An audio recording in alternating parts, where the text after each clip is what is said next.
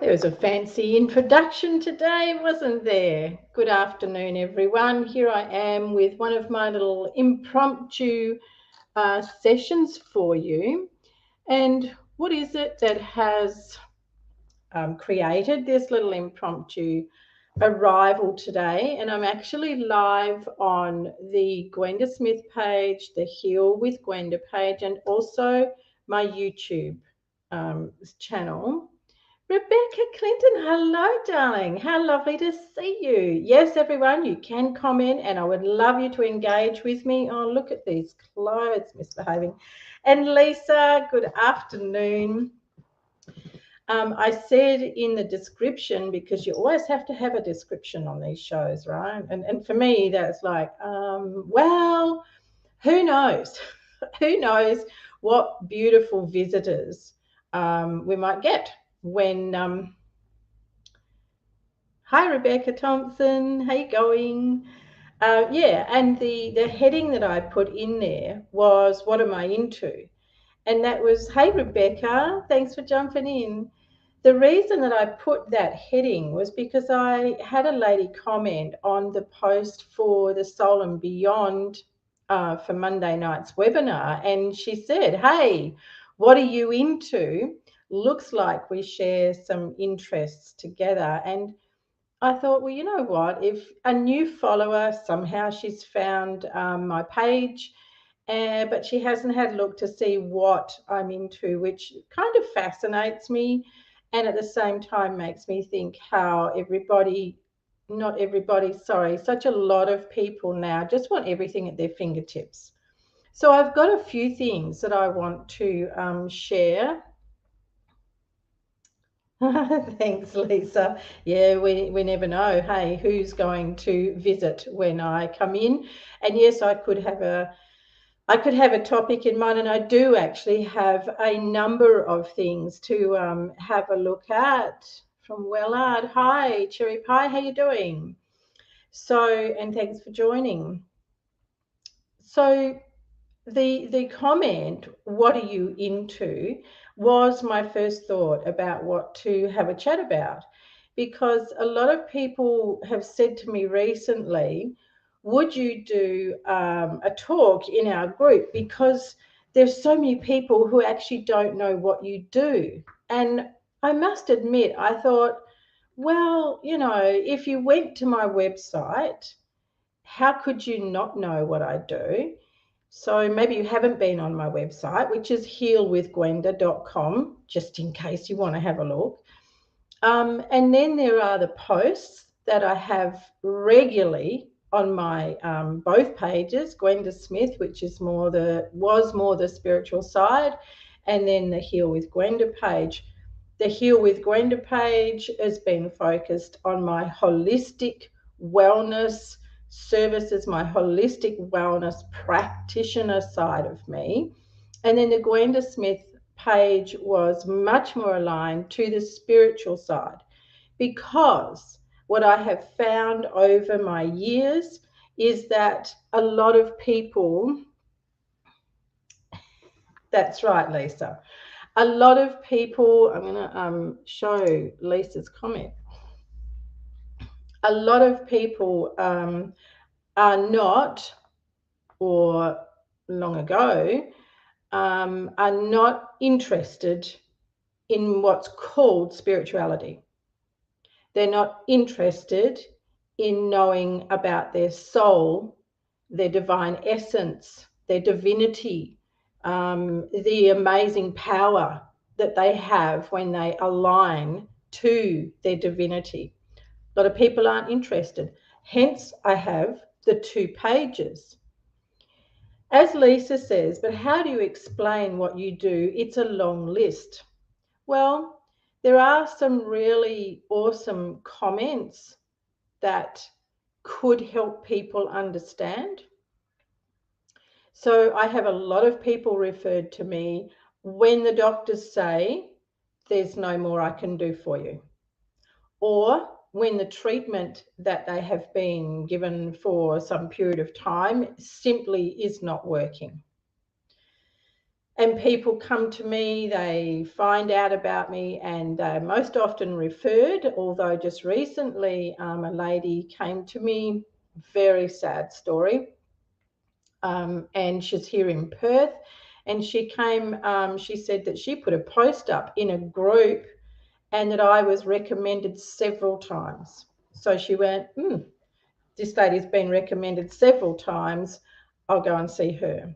And that was really humbling for me and very surprising. I was like, wow, really? So that was really cool. And her situation was very sad. So that's one thing that happens is people have some kind of what's called an illness, a disease, blah, that sort of thing. And the doctors say, there's nothing more I can do. Or they say, you've got X amount of time to live. And people will come to me to find ways to change that. The other part, the big part of me is the fact that I arrived into this world with what are called gifts intact and very much attuned to my ability to see beyond the physical. So you see, when people come to me because they're unwell, I can see into their body like an MRI machine can. But I don't say, oh, you've got a little bit of a shadow there, you've got a little bit of a shape thing there. I know what I'm looking at because I began in health as a nurse. And then I went, into the theatres to be a scrub nurse, and I became the senior scrub nurse. And I had some incredible experiences as a theatre nurse and also a ward nurse. So I'm very fortunate. Tracy, hello, love, how are you today? So I'm very fortunate to be able to bring together the knowledge that I have through nursing, through different diplomas all around health, fitness, wellness, with my abilities that I say are beyond the systemized world. And I often say to people, I'm not of this world. I'm in it, but I'm not of it. And I have no desire to be in it or to be of it. No desire whatsoever.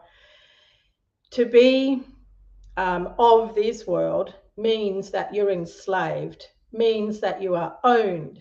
Whether you like it or not, they're true things. And that's another thing about me and the way I work. I just don't fluff it. There's no point putting BS spin and fluff and fairy floss on things. Doctors don't do it. In fact, I heard a horrendous story this week about the way news was delivered to a young woman, and I was mortified. For some time, doctors apparently stopped telling people that they have X amount of time to live. Well, in a Perth hospital last week, a man was going in for a simple procedure. A colonoscopy is a simple procedure compared to brain surgery, open heart surgery, right? Now, there is risk in any operation, any. But as a procedure, a colonoscopy is pretty basic and it's easy. But these days, the so-called surgeons are perforating bowels. They're tearing anuses. Like, what? And people are coming out with gross infections. And I can put my hand on my heart and say, never happened when I was nursing, when I was a scrub nurse, when I was a ward nurse. Never. So, and also the lady I said that came to me last week, very sad story. The surgeon was, supposedly a surgeon, was doing a D&C, dilation and curette, post delivery of her baby, and very sadly her baby died 7 days after being born. When they were doing the D&C, they perforated her uterus, and she was beside herself that she would never have any more children, another baby. So, oh, Liz McDonald, and you're good. Cool. Hi, Liz. It is in everyday life, people fluff things to make things sound nice, but it's not the truth. Oh, there's one of my most favorite words, cherry pie truth. Yeah, that's something that is another aspect of work that I do. I just cannot tolerate BS that is not truth. Absolute garbage.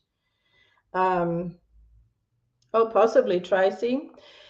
So I'm hearing more and more and more, and I'm hearing disgusting, disgraceful stories from the way that nurses are behaving, things I never thought I would hear or see in what has always been a passion for me. And if the system wasn't so broken and it wasn't in the state it is, I would still be nursing. So truth hard to come by these days. Yeah, depends who you hang out with. Hey, Lisa. So this gentleman that I was referring to, I heard yesterday from a relative of his that the hospital wouldn't go ahead with his simple colonoscopy unless he ticked the box giving them permission to give him a blood transfusion should he need it. Now we're talking a colonoscopy. We are not talking major abdominal surgery where there is a possibility that you may need a blood transfusion. So they wouldn't go ahead with this until he ticked that box. He asked for unwhacked blood. You can figure out, if you don't know what I mean, you can figure that out. And they refused. They said they would only get blood from the Red Cross. So here they are holding this man over a barrel, saying they wouldn't go ahead with this surgery. And then they added, if you don't have this procedure, then you're going to die probably in a week. Now, to a layperson, meaning someone that does not have any form of medical awareness, procedural awareness of surgeries and things, that would be the most terrifying thing to hear from a so-called doctor. I just couldn't. Yeah, it is all horrendous. Oh, so he was asked, Lisa. Right. Because I did actually reference a G and said I'd heard of someone, but I had not heard there'd been any issue about a blood transfusion. So, hi, Susan. Yeah, I am very well. And yes, absolutely disgusting. So, where do I fit into all of this? Because we're talking about what am I into, according to this person that asked. Hi, Joe. I've actually answered you, Joe, but you've come back full circle. You've got me a little bit confused now about the salt lamp. So, I'm not sure what's going on there. It is really important that you understand your body. It is really important that you learn to align with your body and to know what it is that is out of balance. Now, even if it is something as nasty, what's called nasty, as a cancerous growth, multiple sclerosis, motor neuron disease, a bladder that is just leaking everywhere, or a bowel that's leaking, it really doesn't matter what it is that appears to be so serious. When you know how to align with your soul and your body and the divine, there must be the three connections and alignments. You can sort these things out. Yes, there are times that medical intervention is required. I'm not saying ever that you shouldn't go that route. What I'm saying is, when you know your own power, when you take the time to understand more of your body and what the body is experiencing, you become a powerhouse and you can change these things. So what am I into? I'm into guiding you to do that. I'm into guiding you to know how to be that powerhouse. That's what I'm into. And then the other side of that, the really big key that must be part of this equation is your alignment with your soul.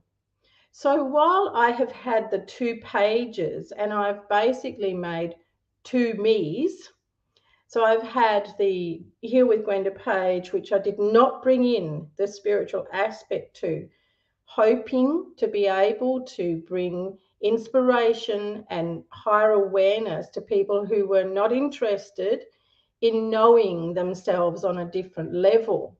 So gut health, irritable bowel, skin outbreaks, acne outbreaks, migraines, arthritis.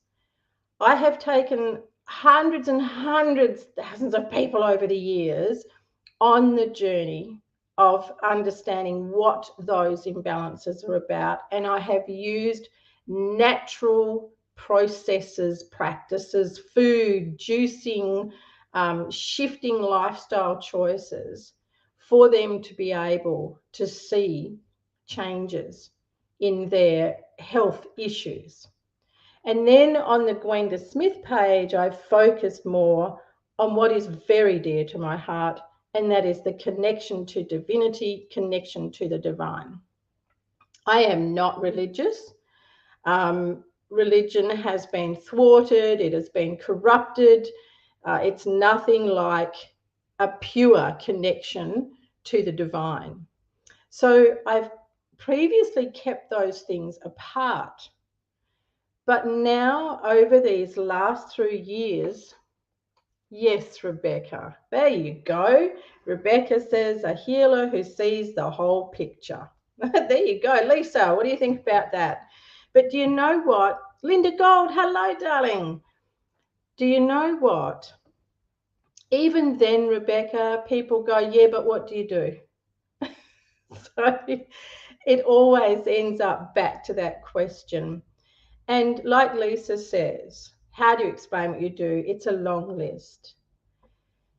So when I meet with someone, I need to be able to find where they're at in themselves before I can go forward. So with me, there's no one size fits all, because that is negligent and it's not going to help anyone. I have a beautiful friend who is currently over in India, and she's gone over there to experiencing learning the art of yoga from real yogis. What's a real yogi? An Indian yogi. A yogi who understands the 8 limbs of yoga, not someone that's gone and done a 6-week course and does yoga in a gym. Okay, let's be fair. Maybe that's a starting point for that person. However, my experience with people that have done that, it doesn't go anywhere else. They stay doing their rehashed classes in the gyms. Nothing evolves. That is not yoga. And when someone has spent time with the yogis or studied it, as I have, it is entirely different. So I have this beautiful friend who is over in Rishikesh, experiencing, learning the art, the sacred art of yoga. And man, oh man, is she having some amazing experiences. And one thing that she sent me messages about today was a massive aha moment around the importance of money. And she has always felt that money is no good. Money is something that she doesn't need to make, and you can't be focused on money. Well, I'm going to say that a lot of healers, mystics, clairvoyants, psychics, weird people, and people in that space have that attitude too. They all think that they shouldn't have money, they shouldn't charge for money. They live in a space of lack, a space of fear around money, all sorts of negative connotations. But they're not the only ones. But I want to stay with those people in that particular arena, because this is a false representation of what it is to be a true mystic, a true healer. It's a false representation of how we are to live this human experience. Who here today, hi Kerry, who here today can tell me that you don't need any money? Yeah, you just don't need any money. What are you going to bludge off everybody else? Just have everyone else come and gift you things? There are people who believe that's the way they should live, and in some ways, that's a sense of entitlement. Everyone else can look after me. Everyone else can give me, oh, I haven't got, I need, oh, this happened to me. This has gone bad in my life. And what happens? A lot of people come and gift things. That is so wrong on a soul level. So wrong.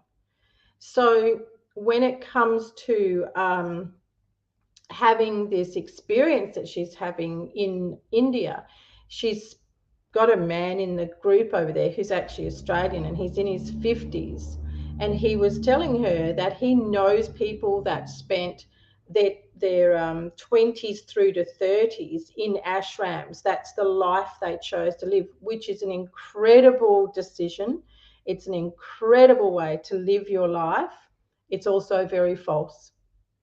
It's false because they can't function when they come out of the ashrams. And what he was saying was, when they come out in their 30s and they try and get back into what's called society, they have nothing, and they have no means, because they've learned to have no attachment to money. Now, that's a whole different conversation. Attachment is where we cause ourselves all sorts of pain. But these people that have spent a decade or more than a decade in ashrams come out with nothing and then find they have to remain with nothing. They then become enslaved in the system because they have to go on to government payouts or volunteer at places. So our relationship with money, our relationship with wealth is vital, and it's so important to understand it. When I first started having people come for readings with me, I was 25. I'm now 63. And yeah, I took a couple of breaks, but not allowed to retire fully. So I must write another email about that, another telegram to heaven. So when people started leaving money, because at that time I'm like, no, I can't charge for this. It's a gift. So I'm in service to you. People wouldn't accept that. They would leave money on my table and walk out. Well, I didn't know what to do with it. And one day my kids came home from school and they're like, hey, Mum, what's all this money here? And I'm like, don't touch it. Don't touch it. I don't know what I'm going to do with that. And the kids were like, oh, well, I'll have it. I'll have it. And I said, no, you can't have it. It's got to stay there. Yeah, we do, Rebecca. Yes, you need money to survive. So what I did was I lit my candle. I went into my receiving space where I could receive the guidance, which is what I would do for you if I was doing a healing, if I was doing insights into your body, if I was bringing in information for you on your life.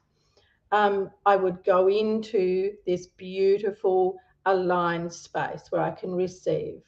So here I am at the table with my candle and other beautiful things I used to put with me to set up my sacred space.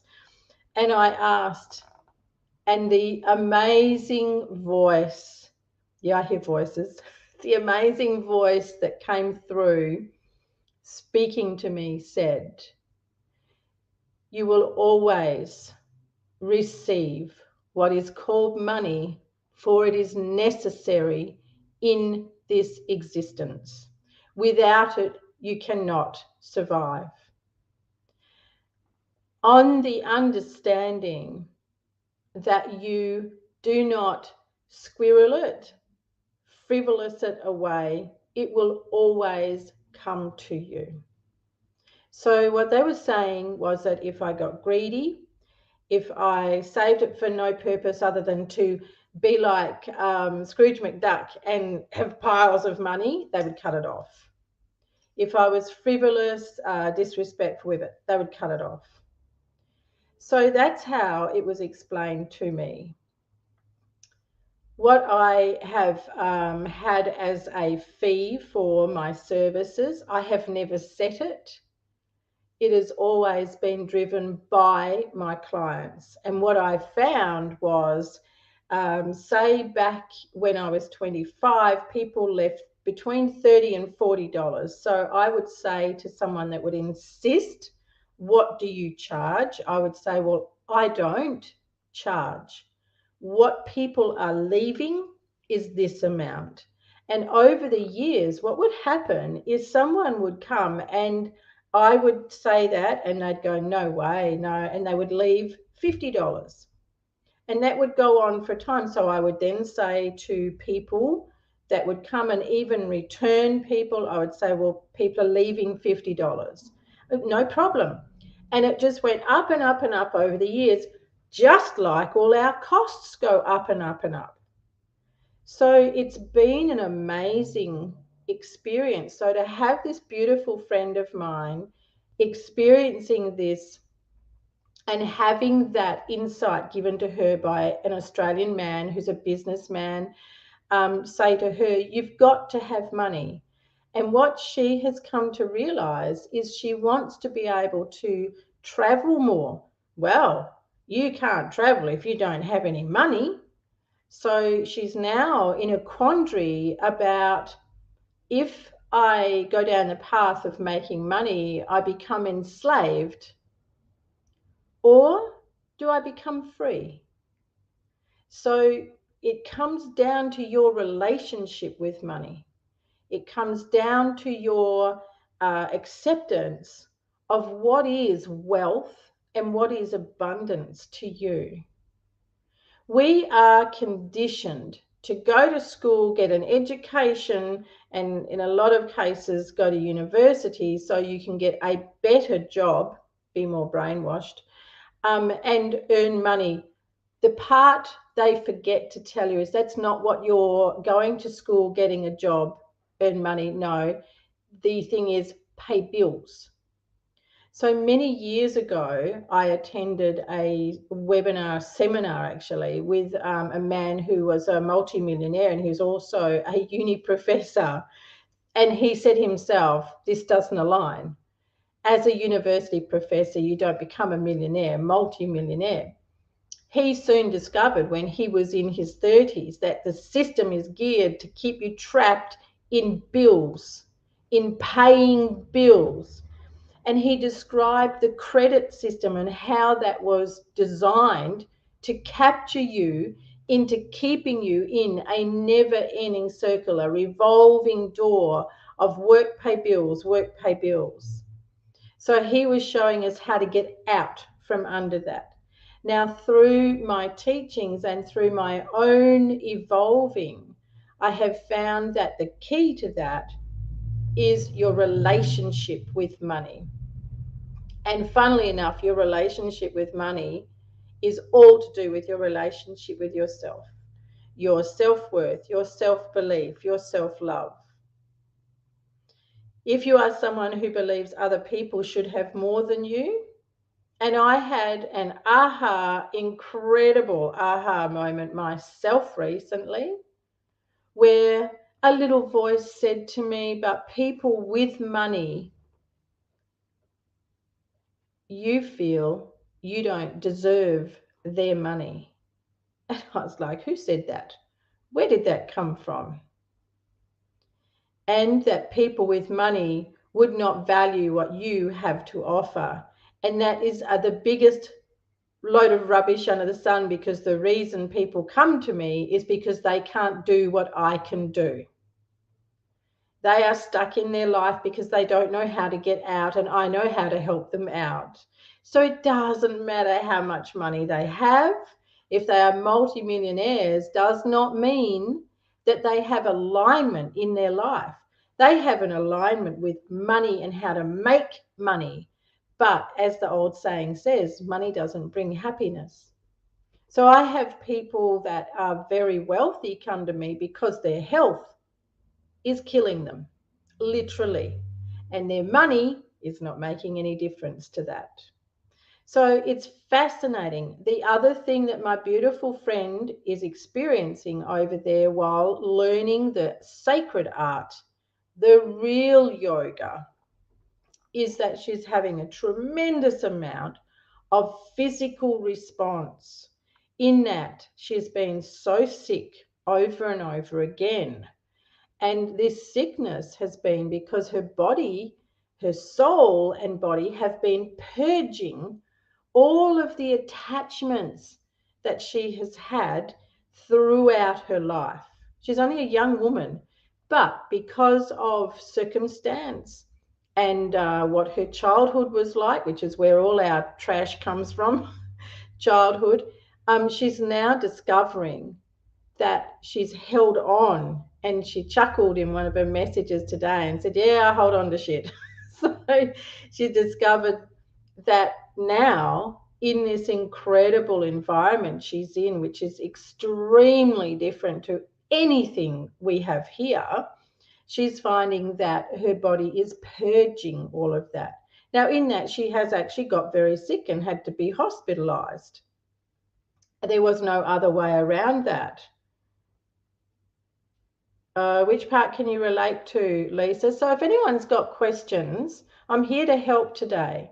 So if you want to dialogue with me, and the more you talk to me, the more I'll stay here. If you don't want to interact, then I guess there's that I'm talking to myself. So, and I have plenty of friends to talk to out there, that are unseen, and that's okay. Yeah, it is amazing, isn't it, Rebecca? Oh, yes. You relate to that, Lisa. Yeah. So she's finding that she's having an incredible physical experience. Now, what I see when I look over to her, because I have been overseeing her because of things that I know go on over there and from a different level of awareness. So I have been like the eagle, the owl. I have been watching over her and stepping in on some occasions because there are things beyond her knowing that would delight in being able to really thwart her path. So, where do you sit in holding on to things? Where do you sit in allowing other factors to thwart your life, your pathway? I was thinking yesterday, another favorite part of my observation in this world is the way that people lose themselves in relationships, the way that they forego themselves, they forego everything that is them to fit into a relationship. So I love loud music and I love to dance, as does my beautiful fairy queen Anastasia. But I've always loved music and I've always found music very helpful to me when I am in need of expressing a greater energy or a release of energy. And people used to say it's no good getting on the dance floor with Gwenda because she just dances with herself. They're probably right. I will go right in to myself and I unite with the music. And music can also change my mood in an instant. What about you? I've gone out places and been in a great mood and I've come in and they've had good music playing and then for whatever reason they put some garbage on and it just like knocks me sideways. I'm like, I'm not staying here to listen to this rubbish. And it shifts your energy. Music is energy. One for Kerry, one for me. We live near each other. Please let me know for delivery. Okay, Joe. Thanks very much, love. Um,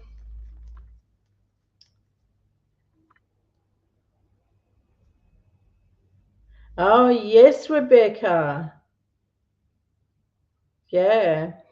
So, again, when it comes to music, yes, that also has been corrupted. Everything has. And really, when we look at things, this has been a drip feed over many years to get humans to where they want them to be, to make this more the slave system, the slave world.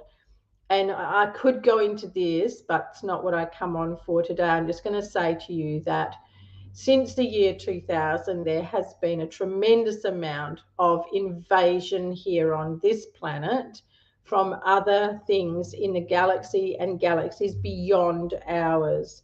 And they do not like humans. So their whole agenda is the planet and to have humans be their slaves. And then there are just other horrible kinds of souls here from the darkness that they also want to enslave people. And if that's your gig, because a lot of people don't mind being slaves, well, that's fine, but not for this black duck. So music has also been messed with, and you do need to be careful. You also need to be careful with meditation music. That is one way in particular, and singing bowls, going to a sound healing and things like that. When you are aligned and you are in tune with yourself, with your higher self, your divine self, and you're aligned with the divine, you could step into a room that's been set up for a sound healing and you will immediately know if that is not right for you. If whoever is presenting it is manipulating it, because sound can be manipulated. Why do you think they have subliminal things going on in supermarkets? Why do you think they use music in supermarkets? On the TV, there are subliminal messages all the time. Tell a lie vision. Tell a lie vision. It's not television. Tell a lie vision. So, loads of stuff coming at you from all over the place. But when you are in tune and attuned to your inner power, you know immediately. So you will walk out. But there are so many people that go, oh, something here. Oh, it must be someone, and they stay, and then they wonder why afterwards they're depleted. They get headaches. Their back might play up. Some women will get a sudden onset of a really strong period. There are many signs that you should have listened when you felt like, oh, there's something not right here. You go, but why you stay? Oh, I paid for this. I paid to come to this, so I'm staying. There's the money thing again. So it is, yeah, that's right. Don't watch the tell a lie vision. So with music, it's the same thing. You listen to and you dance to what your soul aligns with and sits in with. Now, did some of you, loves, what is it? Kosher Me in Sunshine by Pink. Ah, she is a horrendous artist on a soul level. Doubt Live, what Pink stands for. Yes. Yeah. And if you have a look at what it's been said, Pink stands for when it comes to this latest nonsense around gender and what's being put forward to children, Pink is right off my Richter scale, right off it. I have no time for that entertainer.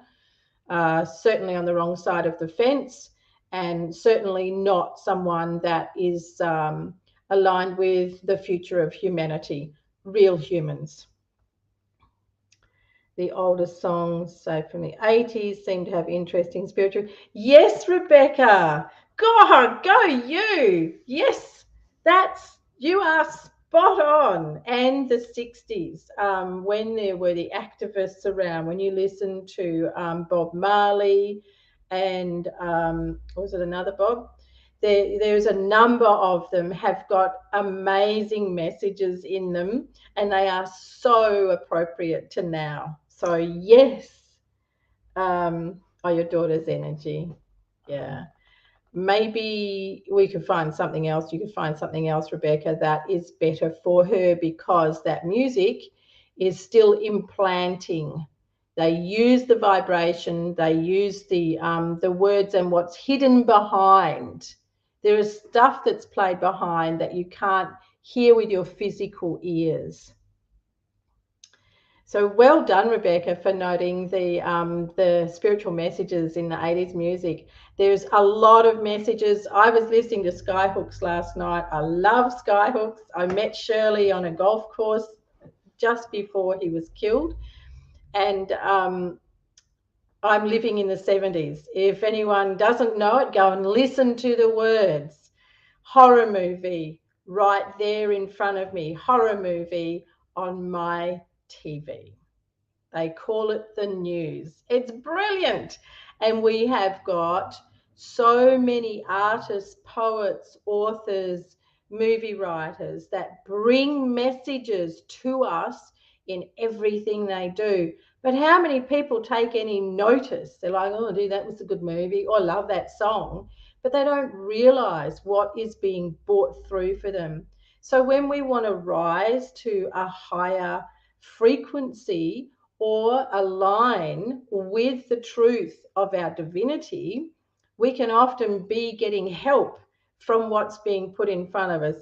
You just got to be savvy about whether that is helping or not.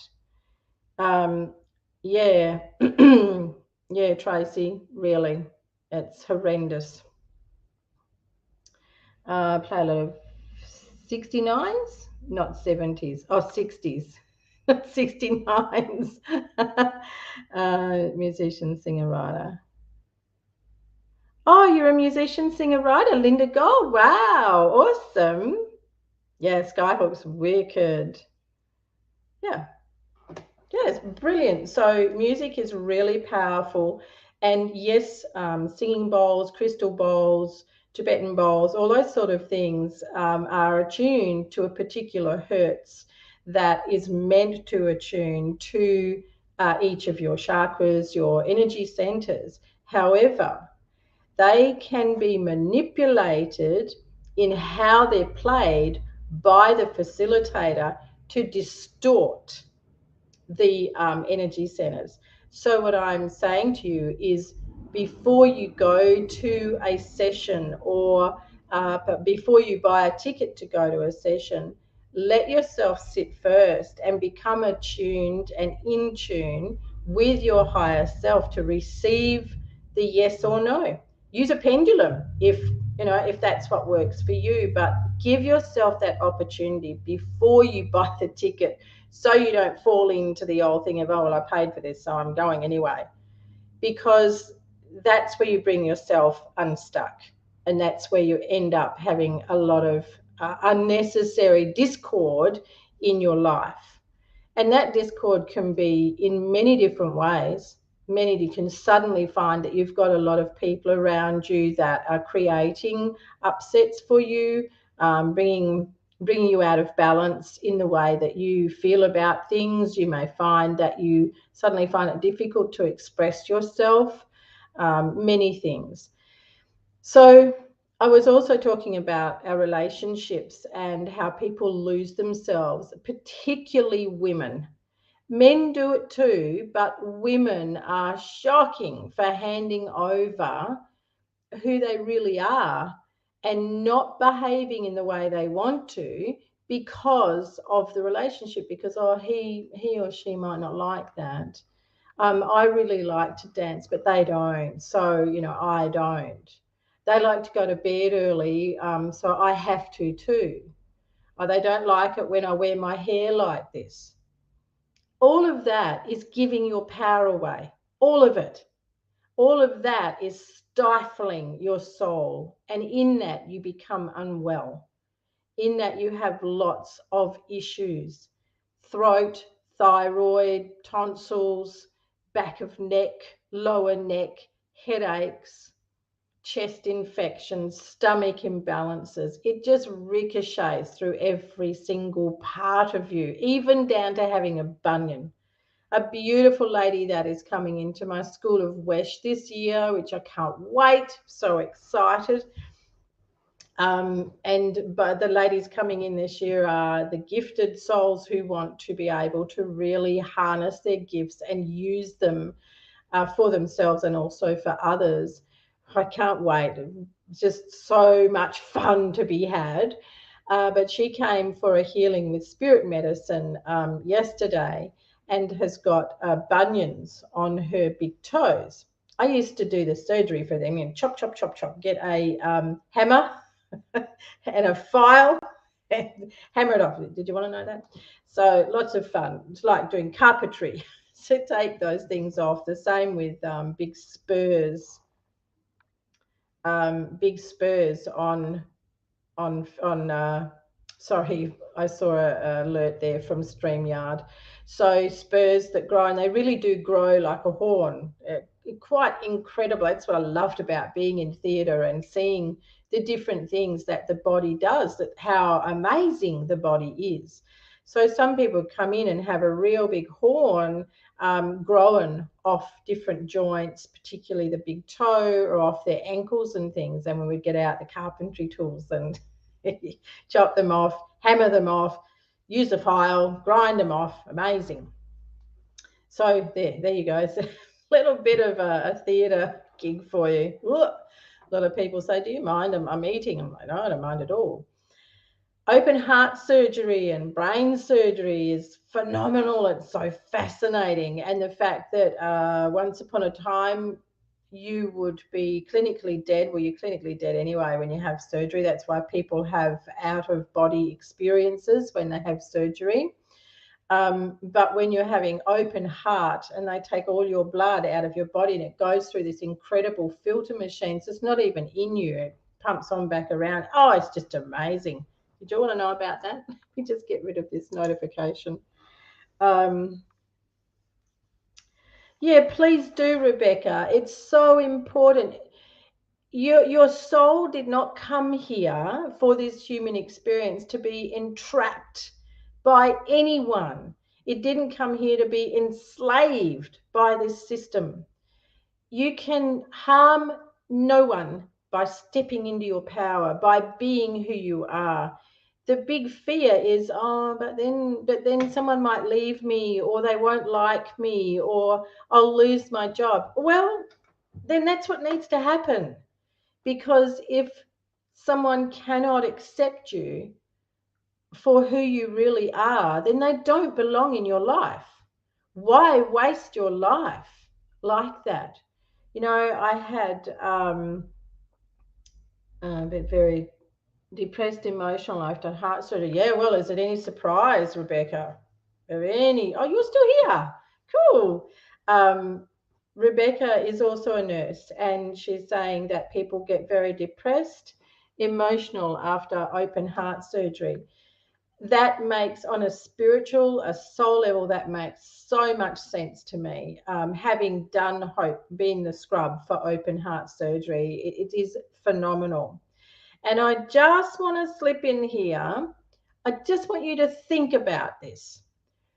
Every single thing about your physical self vibrates. Yes, you are a vibratory being. So every single part of you vibrates with the essence of who you are.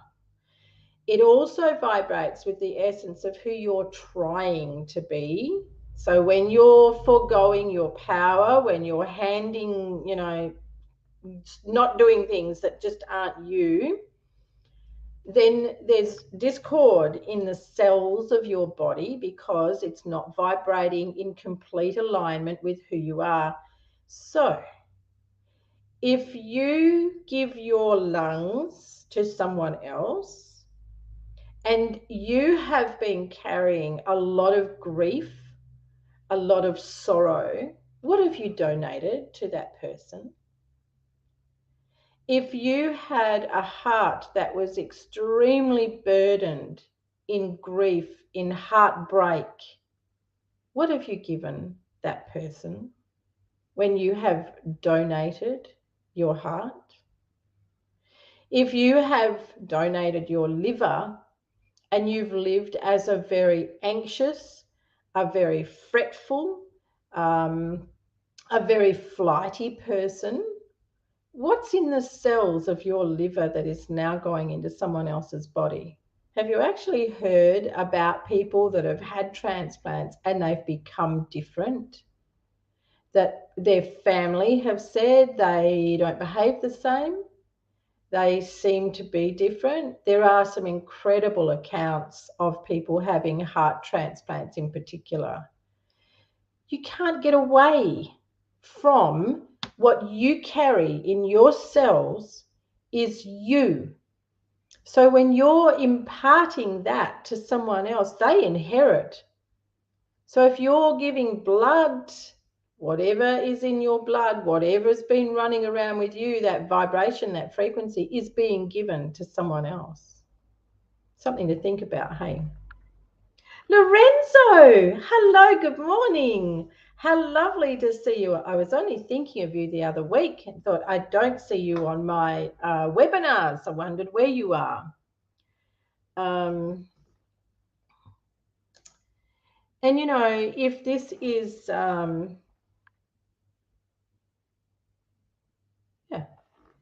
Rebecca Clinton, thank you. I would really, really be grateful. I see there's been a couple of shares. So, you know, what I'm talking about here, you never know what could be helping someone else. So please do know that you can share my videos. And as I said, this video is streaming live to the Heal with Gwenda YouTube channel, and it is also going to the Gwenda Smith page and the Heal with Gwenda Smith page. That's the joy of this particular technology. I can be all over the place. And after all, there is so many facets to us that we are actually living in different parallels all at the same time. Now, that could be a conversation for another day, couldn't it? So really think about those things, and that brings me back to the importance of when you are aligned with your truth and with your divinity, with the divine, then the vibration, the frequency that is in your cells is magical, it's powerful, it's amazing. On the 13th of May, I am co-presenting an awesome half-day workshop, and yeah, it's live, people, so it's actually here in Perth. However, I was thinking that we might be able to stream it, so we may be able to have online tickets and you can join us. It is between Katie Van Heek and we're going to bring to everyone the 7 essential keys to success on your terms. So what is success for you? Where do you sit presently? Thank you, Lorenzo. Back to you, love. Where do you sit presently in how you feel about how successful you are in your life? Two-pronged question there. What is success to you? What does it mean? And where are you right now in the success you're having in your life? How successful are you being at being you? Do you know who you are?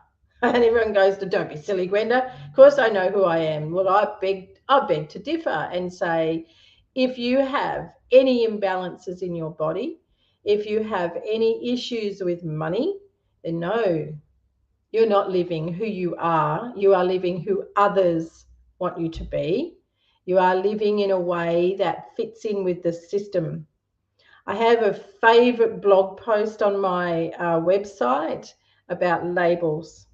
I had a beautiful thing come through, beautiful phrase come through about labels being the way society can accept you. When that came through, I was like, oh my gosh, labels are so society can accept you. And what it means is when somebody can label you as manic depressive, as bipolar, as depressed, as anxious, as ADHD, as insensitive, as a narc, as a whatever, that's so they can put you into a frame, box you up and go, oh, now I can understand you. Well, here's the thing. You can't understand anybody else except from your own perspective and your perception, and then whatever you've been led to believe ticks these boxes that puts that person into that frame, and then you're happy because you can go, oh, no, it's okay. They're depressed. Now, I'm not saying that these things don't exist, because on a different level, they don't. When you're really oh,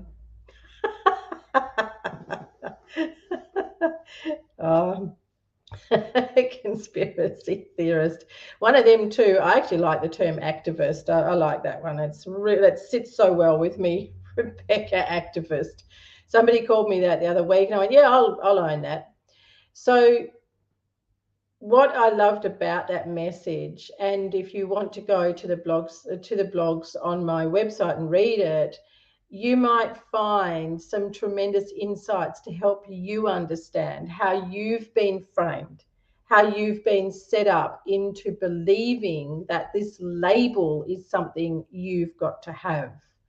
And having a label distances you even further from your soul, from your divinity.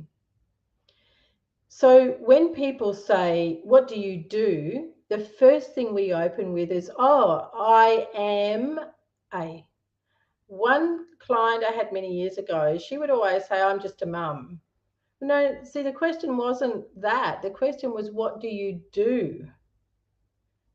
And yet we want to own to say, oh, I am a. So even as a nurse, you could say, I assist people in becoming well. I assist people in overcoming an illness. But we go, oh no, I'm a nurse. And why is that? Because we've been led to understand that a nurse is someone that's in a hospital, not anymore, but anyway, in a hospital, and a nurse looks after you in hospital. That's not what they do. So when you're thinking about how you express yourself and you're talking to people about your life, the question I asked you about success, what will you say now? Will you have a different answer? Will you pause first and think about how you want to present yourself? I hope so, because it brings a different vibration. And words. We've had so many words being messed with in recent years, particularly the last 3 years. So words have taken on a different spin. And I'm going to come back to the same point. When you actually resonate from inner knowing and from who you are, words come from you with a different frequency. So one word that's been used a lot is vibration. Lift your vibration, shift your vibration. Vibration is one thing, but it makes people think that they're vibrating. Your cells do vibrate, not quite like that, but frequency. We really are like the old-fashioned radio station where, you said, zzz, you might not be old enough, some of you, to remember it, but if you didn't get a radio station on the right frequency, then you got a lot of static. You are like that. So when your frequency is really aligned, it's a clear line and it's a rich line and it's very empowering. It's really quite amazing. So when we're looking at the 7 essential keys to success, Katie and I will cover, because we're both holistic. Katie is into somatic techniques, which is mind, body, soul. And then me with my holistic work, combining with my abilities beyond the systemized world. So bring together the 7 keys of the essential keys of success. So for you, thinking about where are you in the success of your life, but what is success for you?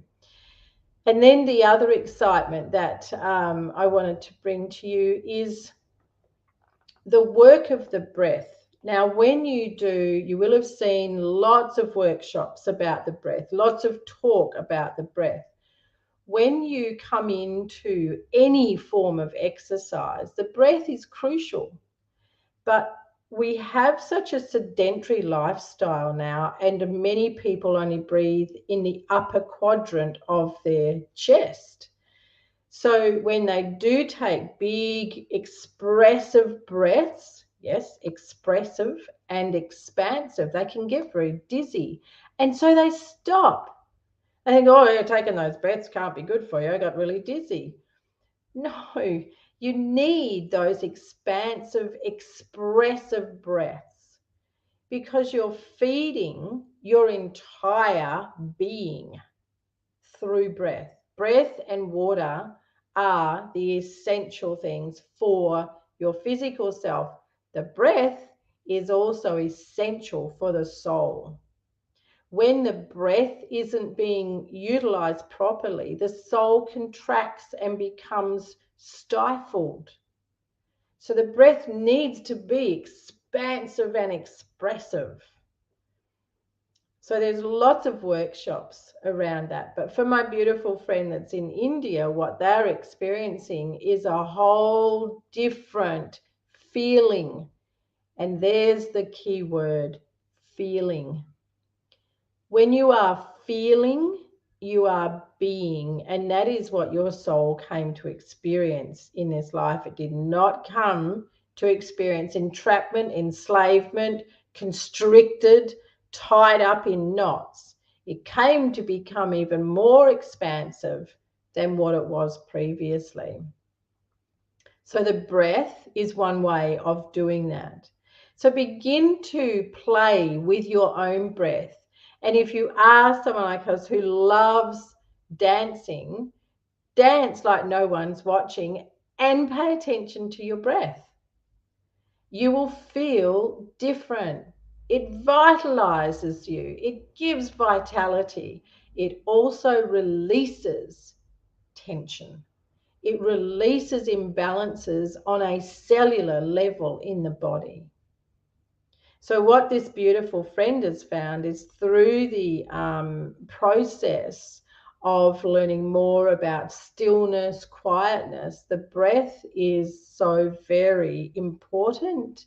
And the sense of freedom in her body through using the power of breath is what she's experienced. When you have proper tuition of yoga asanas, the postures, you can't hold them without being aligned in the breath. Yoga asanas are the most amazing way to connect with your divinity. But if the breath is stifled, you can't get there. It won't happen. So the breath, you can start to, yes, Linda, the breath, yoga helps you center. The asanas are incredible for this awareness of your divinity. And as my beautiful friend is experiencing over there and now looking at thinking, well, is this really about me becoming a yoga teacher? And by the way, you don't ever do yoga. Don't say to people, I do yoga. Yoga is a deeply spiritual practice. It is a deeply sacred practice. It's not something you do. And in that instance, as a matter of fact, at any time that you think you are doing a spiritual practice, then you are coming at it from the forefront of your mind, which is the conditioned mind about learning. Like reading a book. So you read a book and you learn how to do algebra and you can rattle off doing algebra. That is not when you are aligned to the soul. When you are living a soul-led life, a spiritual life, there is no doing, it is being. So you be in all that you have through the day. When you are doing, so you don't do a yoga asana, you actually practice it to be in it. Same as meditation. You don't do meditation, you practice meditation. You don't do manifestation, you practice manifestation. And somebody said recently, and here's a spin on words, on language. Oh, well, if you're always practicing, you're never going to be an expert. So if you're always practicing, you haven't really got it down pat.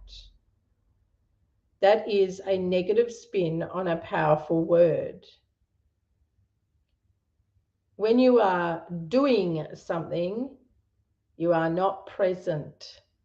When you are doing something, you're trying to do it from a knowledge base, from the intelligence of you. But when you are practicing it, you are aligning. When you're doing is a verb, right? And doing is about actually, I'm going to do that, but that has no correlation with the soul.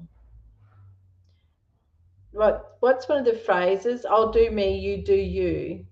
Sounds good. Sounds good. And it's one way to get people off your case. I'll do me, you do you. Well, how can you do you? Because you're a soulful being having a human experience. So you don't do an experience, you be the experience. If you're going to go whitewater rafting, maybe you're doing it. Are you? If you're going to climb Mount Kosciuszko and, go up there with the Sherpas and all of that, are you doing that? Or do you have to actually become that climb and become every action that you take, where you put that climbing part of the rope in and take your foot to? Do you just do that, or do you actually have to be extremely present and become that step? Do you see the difference? You can't do Mount Kosciuszko or any of the big mountains in the world. You have to be present. You have to be in that moment, and you have to be on that ledge, not do it. When I think another great way to understand it is when you're doing something, the mind steps in and has all sorts of yada yada to share with you, and that's where you get distracted. But when you are present and you're really focused, which is some of the things we'll be going through in the Diamond Awareness Club, is teaching greater focus, and in the School of Wisdom. And it's incredible to see the expansiveness and the new awareness of the senses. So then you become, and your hearing becomes a lot more sharp. Your eyes become a lot more sharp. It's really fascinating. Something else that I wanted to let you know about today, some exciting things, and then I'm going to let you all go. I'm so grateful to have you come and sit with me today, and for your to and fro. You've gone a little bit quiet now, but for your to and fro, thank you very much. I am super excited to tell you that I am just coming into the last parts of creating my prayer journal, and I've begun creating my prayer cards. So there will either be the set, you can have a journal, or you can have the cards or the set, the both. And I'm so excited. It looks so good. I received a transcript, a physical transcript of it this week. I'm not going to show you. And I'm rapt about how it looks. So I'm doing those cards, and then I'm also doing other oracle cards, affirmations. So I've got some beautiful things on the go, and I guess, as Lisa says, it's a long list. So I've got a few more things there. and I'm really thrilled. So they'll be available via the website over probably the next month, and they'll be ready. So I'm really excited about that. So thank you all very much for coming on today. Thank you, Kerry. Yeah, I'm really chuffed about it. The prayer journal looks amazing, absolutely amazing, and I think the cards will too. So thank you all. Tracy Thompson, thanks for popping in, love. So good to have you here. And yeah, me too, Lisa. I'm loving creating them. They really, it's so much fun to do. Thank you, Linda. Thank you for your presence. It's much appreciated. So everybody have a glorious afternoon. And please do know that you can share this. You can share the YouTube channel. And hopefully I might see some of you on the webinar on Wednesday, on Monday night. Lisa, send me a message on Monday night, 5:45 Perth time, and I think it's daylight savings over. Linda Gold, daylight savings finish on the 3rd of April. So it's either 2 or 3 hours ahead of 5:45, depending on where you are on Monday night. Oh, thank goodness for that. Tracy drives me up the wall. Nuisance. Have a fabulous today here. Yep. Okay. Rebecca Thompson, thanks for coming in. It's great to have you with me today too. Everyone, and Lorenzo from right over in Italy. Thank you. It's beautiful to have you all on today. See you again very soon. If not on the webinar on Monday, then, and we never know who's going to come in on those, then I'll see you on my next impromptu live.